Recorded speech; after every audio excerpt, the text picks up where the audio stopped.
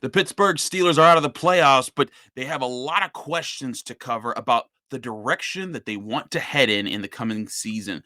On Tuesday, Mike Tomlin is scheduled to talk at noon at the Steelers practice facility. That's going to reveal maybe just some debriefing statements from him that'll be, to cover what the end of the season was and looking for what their plan is heading into spring.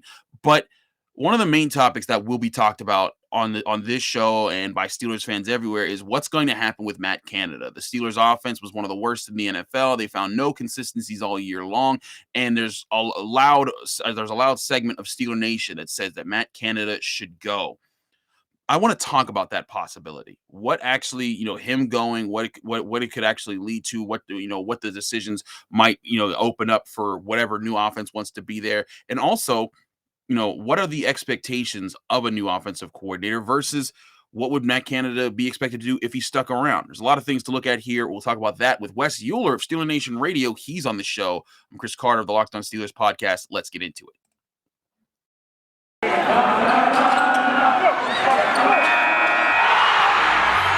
You are Locked On Steelers, your daily Pittsburgh Steelers podcast, part of the Locked On Podcast Network, your team every day.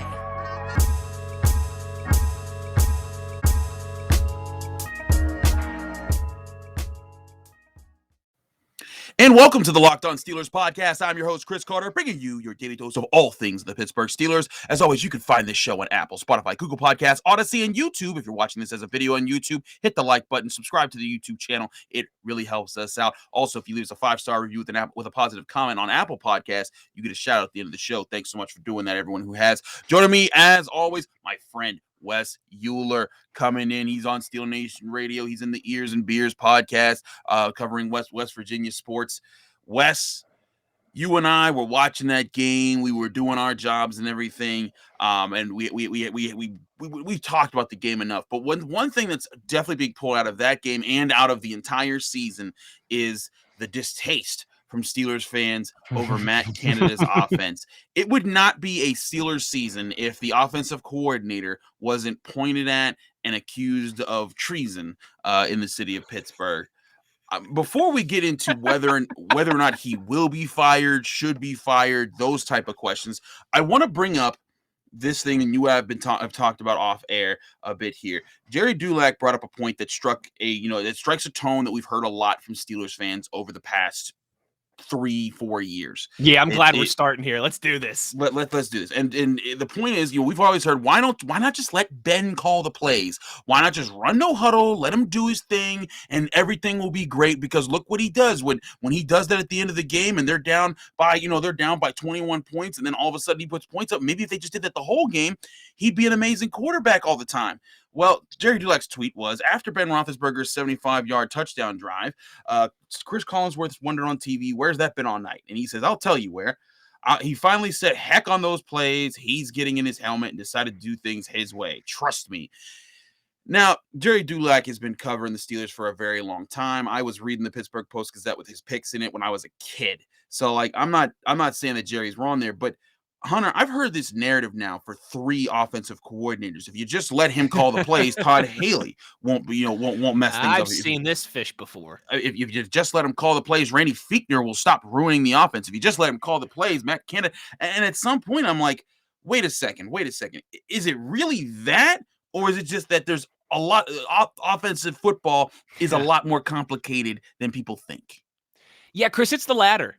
I'm spoiled. I've mentioned this before. I do the show with Arthur Moats, and this is, I'm sure as you can imagine, this is a question we get all the time. Why not just let Ben play backyard football from the opening kickoff? Let him be the pseudo offensive coordinator. Hurry up, no huddle, muddle huddle, whatever you want to call it. Folks, it's just not realistic for a multitude of different reasons. Okay. And I'll try and be brief on this, but the first is that you kill your run game and your defense almost right off the bat. Yep. Because no huddle, muddle huddle, hurry up, all that is primarily to throw the football. So you're killing your run game because you're establishing nothing there. You're not running the football, and if you are, it's in less than opportune situations to do so. And you're killing your defense as well too. You're putting your defense 1 foot in the grave already because one of two things is going to happen. Either one, you're going to go 3 and out, or you're going to run 5 or 6 plays and then punt, or you're going to run 5 or 6 plays and then score. So your defense, they're never going to have any time to rest. They're going to be running back and forth out on the field and back and forth, and you're going to get dominated in time of possession. So that's a very chief reason in that conversation as to why you can't come out and unless you're Chip Kelly's Oregon and you're built that way, why you can't come out and do that. And the second thing is, too, a big part of what's made Ben be successful in those moments when they have done that is because he needs the half of football to feel out what the defense is doing and to know where to adjust and attack them. Like, if Ben has no idea how the defense is going to play right away, you can't just come out in the no huddle. You'll be going 3 and out. And again, you'll kill your run game. Or throwing picks. You'll kill your run game. You'll kill your defense. You'll kill any semblance of a game plan that you might have had. And now we all know clearly the game plan for the Steelers on offense has not worked well, particularly in the first half of games, particularly in the second half of the season. But folks, believe you this, when you're sitting there screaming, why don't they just do that the entire game? Trust me, that's a conversation that they've had. It's not like they haven't thought of that either. It doesn't work. Again, unless you're Chip Kelly's Oregon and you are built to play that way 24/7, and that's how you practice, and that's how you draft a recruit or whatever, it's just not realistic. We got to get rid of that. And the final thing, Chris, people don't want to hear this either. Big part of why the Steelers have been able to have success, had that 75-yard drive last night that just blew Chris Collinsworth's mind. It's because a lot of times at these points, the Steelers are down 3 or 4 scores, and their opponents are playing prevent defense, and Ben can pick them apart like that. That's what happened last night. Ben Roethlisberger didn't suddenly turn into Billy Walsh and become the best offensive play caller of all time. No, it was 35-7 at that point, and the Chiefs were just sitting back. Like, let's just be a little realistic here. And it's the same thing with the Browns game. When you look at how they started to surge back there, it's the same thing with the Jaguars game back then. Heck, it was the same thing when you saw them start to move the ball against the Bengals and the Chiefs earlier this season when those situations happened. It's been a common occurrence, and it's something that I've said for years, that, those stats don't mean as much. I look at, what did you do when you had a chance to tie the game or take the lead? Did you lead the drive then? Because then that tells me something. But again, this is more so about Matt Canada. This is about the offensive coordinator position, and there's no doubt that it was not a good year for the offense. And as a coordinator, that falls on his head, and that is certainly something to consider. But should he be fired? I want to talk to you about that a little bit more, because I think that there's more of a nuance than just a simple, get that guy out of here, he stinked, that needs to be explored in this conversation. We'll do that in a minute. But first, I got to talk to you guys about betonline.ag.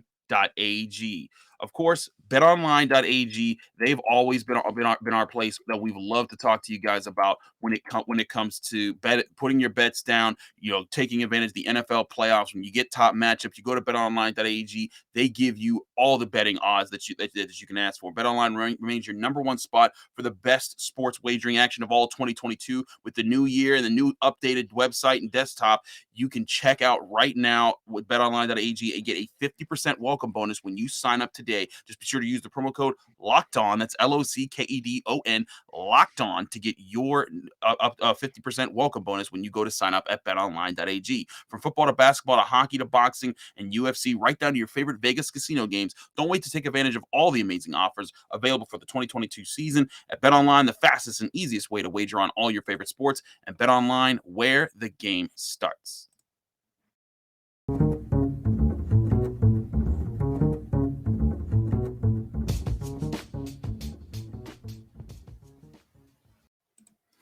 Back here on the Locked On Steelers podcast, I'm your host, Chris Carter, here with Wes Euler. We're talking offensive coordinator things, and of course, that's Matt Canada. And again, Wes, no one's trying to cape for Matt Canada when we're talking about Ben Roethlisberger wouldn't have done what we wouldn't have done much with if he was in no huddles. It's not like trying to say, oh, Matt Canada was saving him. It's like, it was bad. I mean, the Steelers, they were 21st in points scored, 23rd in yards overall. They were 4th in passing attempts, but 5th in passing yards, 16th in passing touchdowns. And rushing wise, they had the 28th fewest rushing attempts, but and 29th fewest rushing yards. They just everything just wasn't good. But I want these conversations to be more one-sided than just get Matt Canada out of here, because that's the easy thing that everyone can say. And I even think I'll start this off by saying I don't think the Steelers would be wrong to let him go and just say, we're going to try something new here because this didn't work. We're going a completely different direction. We're probably going to overhaul the offensive line. I would get that.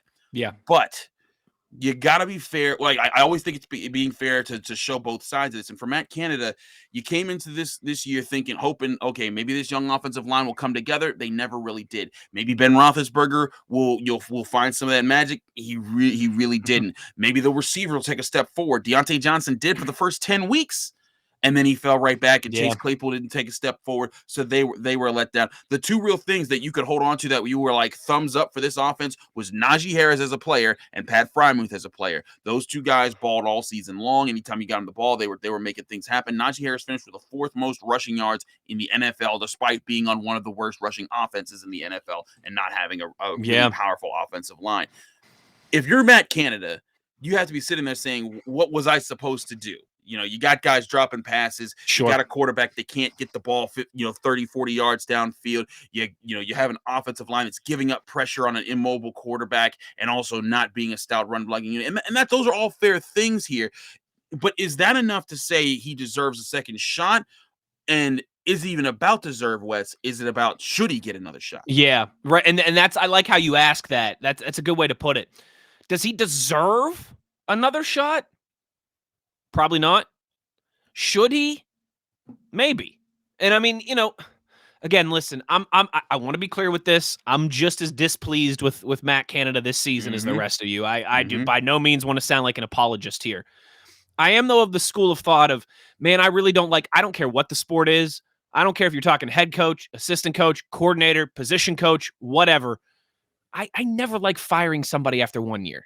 You know, it seems knee-jerk. It seems panicky. It seems very Cleveland Browns-esque, and just spinning your wheels and getting nowhere. But, man, it's tough to come up with a list of reasons why you would want Matt Canada back. I think it would just be the benefit of the doubt stuff, right? He needs a more mobile quarterback for his offense, and we know Ben just wasn't that at 39 years old. He's not 29 anymore when he was moving around in the pocket like he used to. You could talk about the offensive line, all these things, and those are valid. But man, there was just, Chris, there was no signs of any fingerprints from Matt Canada on this offense throughout the season. As we went along, it would be one thing if we said, hey, you know what? For the first 8 games, 9 games, 10 games of the year, they really struggled at this. But by the time we got to November, by the time we got to December, that thing was gone. That thing was gone. They were doing that better.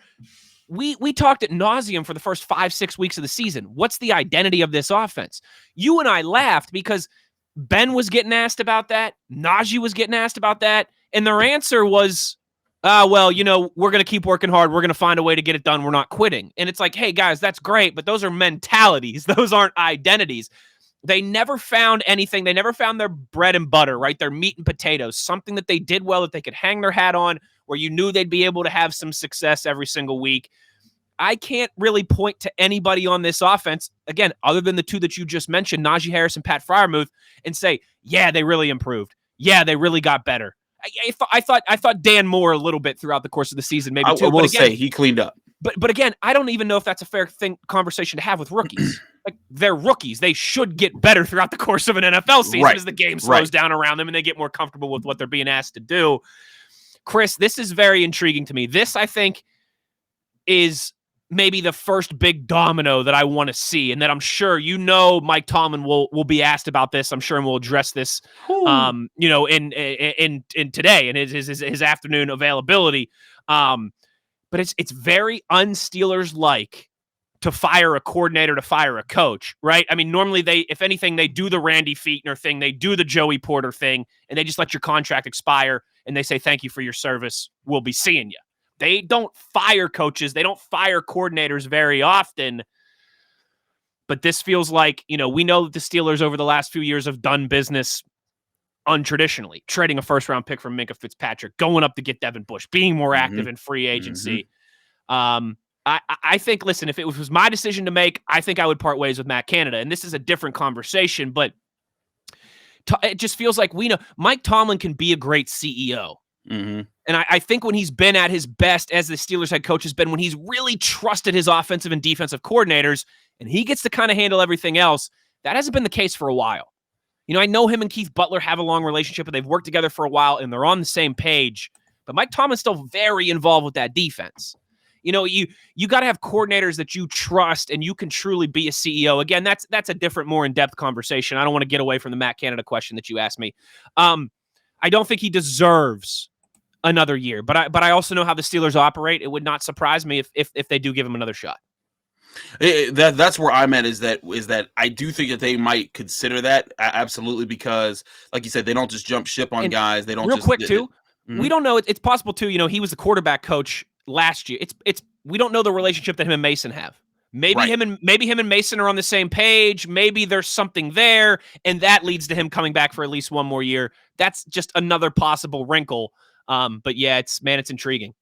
It certainly is, and I also think that when you're talking about Matt Canada and what he brought to the table this year, like you said, there was no one thing you could hang your hat on for this offense. There wasn't an offensive line that was doing really well. There wasn't a run game, a pass game, a short passing game, a trick play, a jet sweep. Like Matt Canada, when he was at Pitt, and the excitement that he brought with that, the jet sweep was unstoppable. Yes, like it confused Quadri Henderson, right? Yes, yeah, Quadri, like he was on fire. Yeah, he was just lighting people up. Look at you, remembering your Pitt players. It's like you're a fan. Sorry, hold on.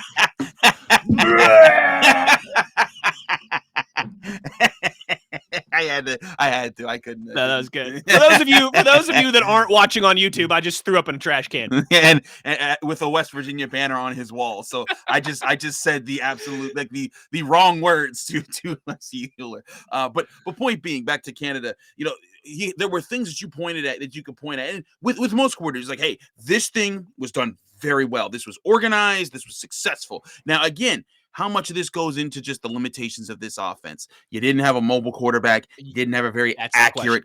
You didn't have a very accurate quarterback. You had a gutsy quarterback. Ben Roethlisberger brought that same "I will go in and fight" type of attitude that you absolutely had, which is why you saw so many times late in games that he was still fighting, giving the team opportunities, even though throughout he wasn't playing a really good game. He was a gamer. He was giving you a strong finish. In the big moments, he was able to pull it together. Yeah. Right. And stay cool. And I think Tom put it the best way is that he's always the same in high pressure situations. That's true. And when other players make mistakes, because when you realize, like, we only have about 2 more plays, we only have 2 more minutes, all I got to do is this, and you start to forget your basics. You start to lose focus on the keys that you practiced on all week. It's why it's so important people talk about pressure and all those type of things. Yeah. He's handled that so well for most of his career. And so in those moments, he does handle it, and that he handles well. But it's tough to do that for an entire game when you're actually going up and doing that, and the Steelers just can't have that. And you had the inexperienced young offensive line that never grew. Yeah. Like we said, the receivers that didn't play great this season. As an offensive coordinator, you'd be like, well, what did you want me to do? And that's why I say I'm not all aboard the fire Matt Canada train. I am saying if it goes that way, I'm not going to sit here and say, dang it, they let the good one go. I'm not here saying that, but I am saying that there might be a situation where, like, I've watched plenty of all 22 tape this season, and in every game, people are like, well, why aren't they throwing the ball down the middle of the field? This is the dumbest route concept that I've ever seen Matt Canada call. And then you find Juju Smith-Schuster in this game open wide over the middle. You'll find Chase Claypool on a slant. And you're like, why wasn't the ball thrown there? If it was thrown there, this play does work. Pat Freiermuth open over here. And it comes down to, Ben just didn't see a guy. And again, does the coordinator need to pull that out of his quarterback? Yes. Now, I think it's tough for the first-year offensive coordinator in the NFL to tell that to the 18-year quarterback. Right.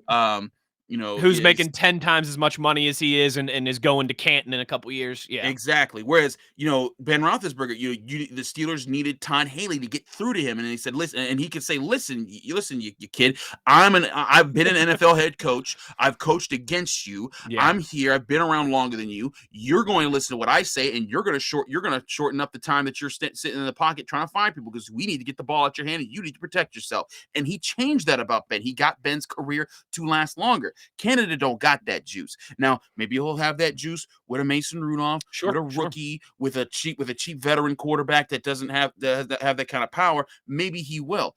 And that if that's the Steelers' plans, maybe that's why they keep him. But I'm not all aboard the fire him and everything will be fine train that the way that some people are.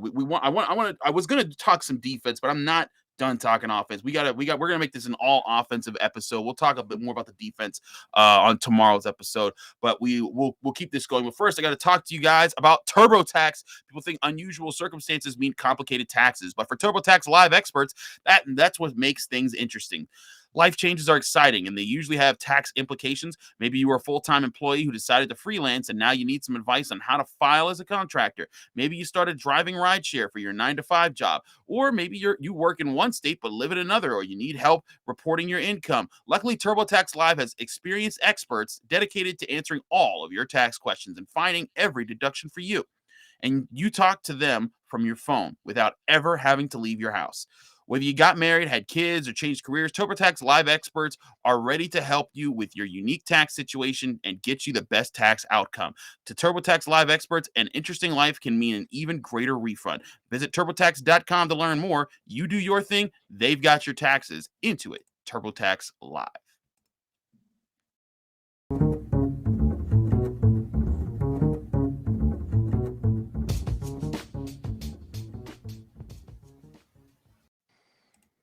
Back here on the Locked On Steelers podcast, I'm Chris Carter here with Wes Euler.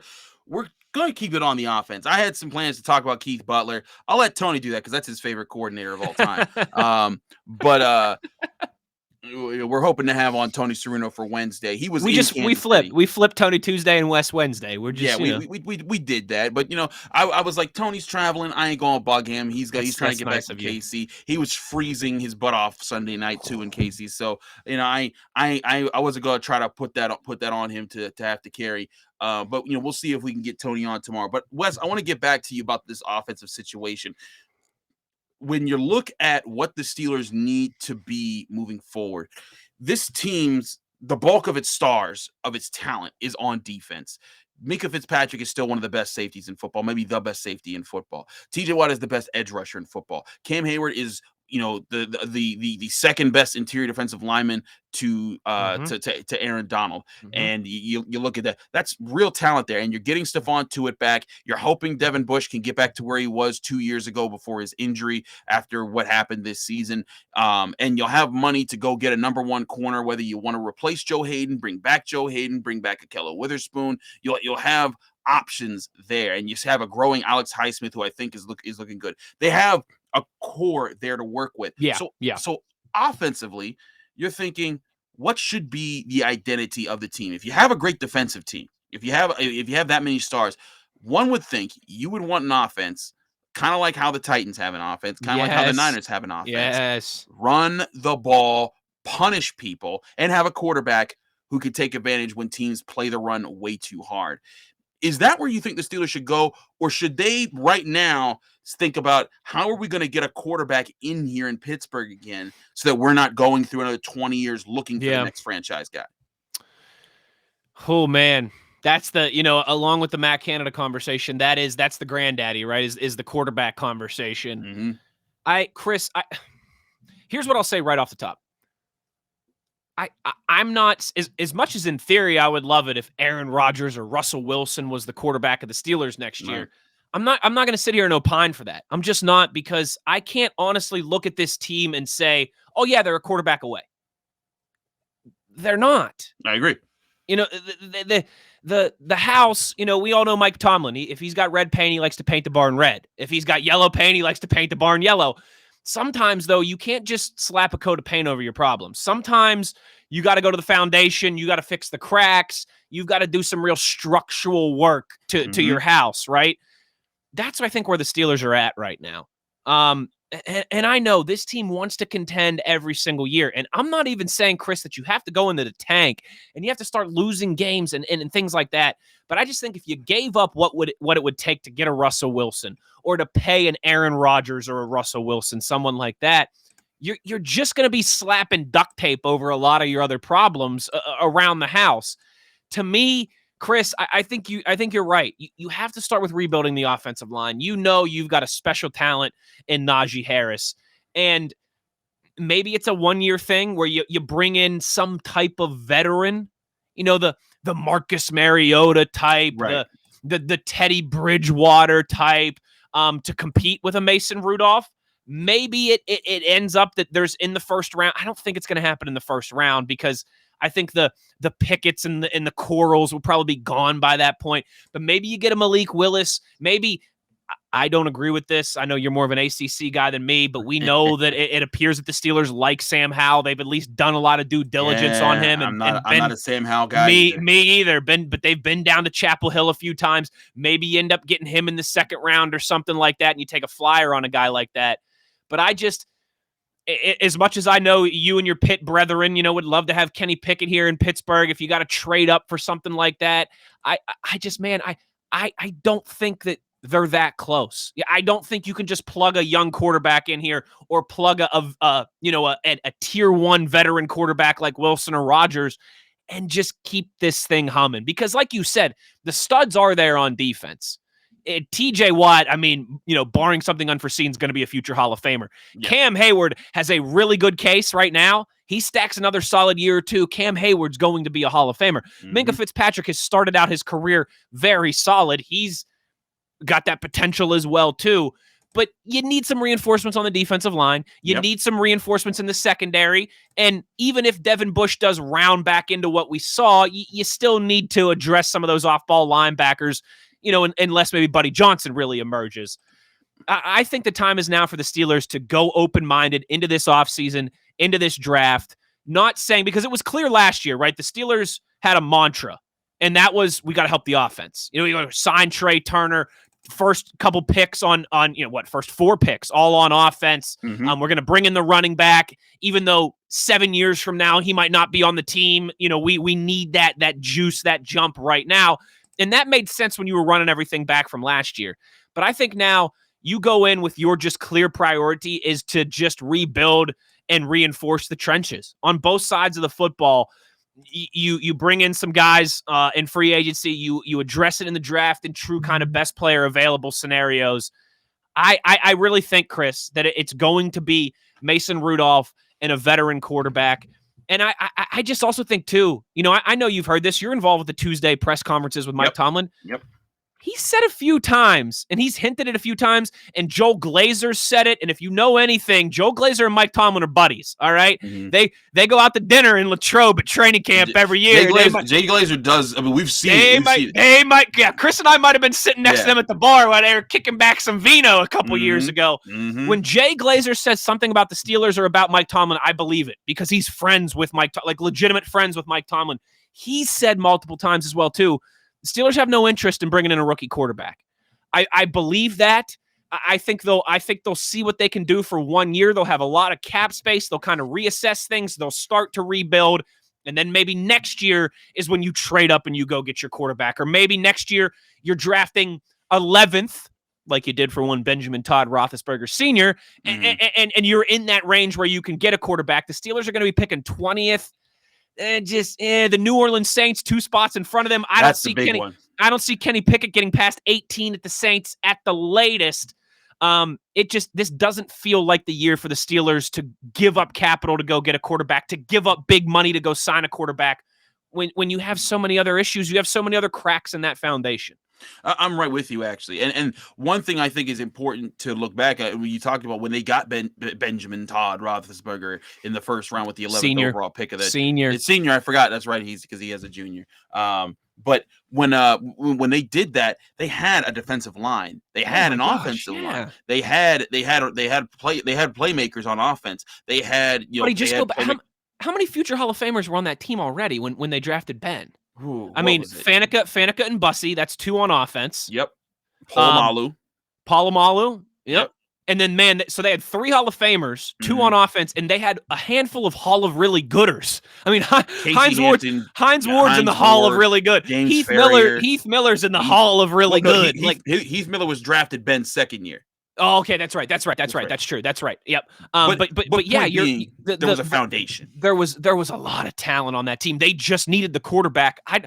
I don't think we look at that. Even with all the praises that I just sung about TJ and Cam and Minka, I still don't think you can look at it the same. There's a real imbalance there between how talented those three guys are, the young guys that we have faith in, like Najee, like Pat, like Dan Moore Jr., but man, there's not much middle class there for this team right now. And that's what they have to rebuild. They're like America, Chris. We got to rebuild the middle class. Look at you getting political. But I agree with you. That's my take on this.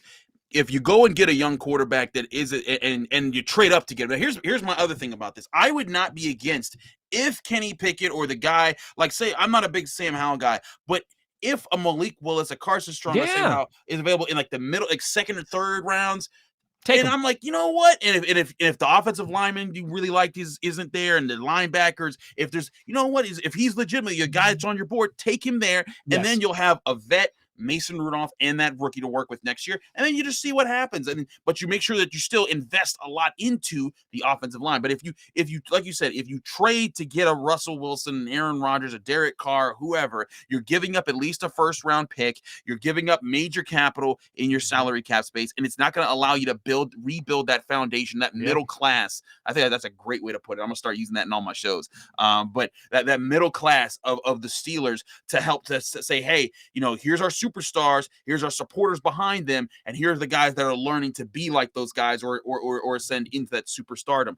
That's where I think the Steelers have to go here, and that applies to the offense. And that's why again, back to Matt Canada, you have to wonder, would it make sense if you're instituting this new wave of offense, this new style, that you want him to coordinate it? Or do you want to just go get a whole new person who says, hey, I'm here. This is my job now. You kids are gonna listen to me. I'm a coach, and we're gonna call this game the way I want to call it, and set that new tone. You know, or do you say Matt Canada has had these things drawn up that if we had a slightly athletic quarterback, these things could actually work? Those are the questions that the Steelers are going to have for them.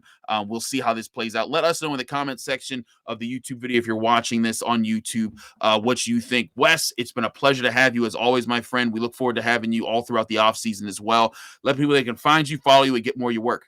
Yeah. Hey, Steelers fans, most intriguing offseason since Bill Cowher retired in 2007 and you had to hire a new coach. You're going to have a new quarterback.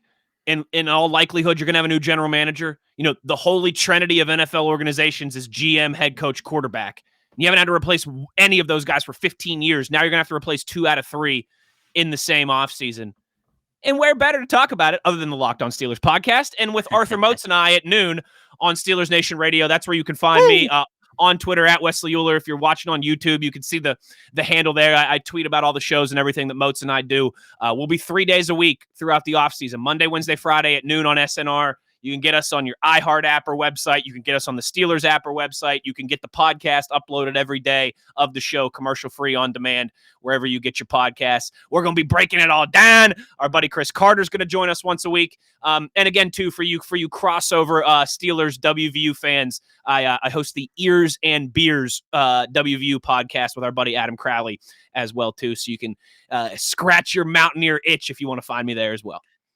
Do check out Wes. He does amazing work on all levels. So, and that's why we love to have him on this show, because he's an awesome guy.